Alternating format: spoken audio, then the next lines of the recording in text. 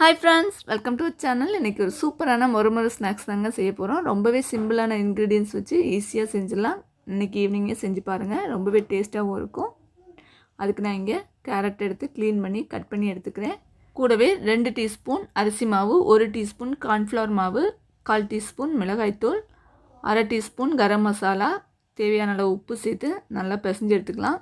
கொஞ்சமாக தண்ணி தெளித்து பிசைஞ்சுக்கோங்க, ரொம்ப தண்ணி சேர்க்க வேண்டாம்.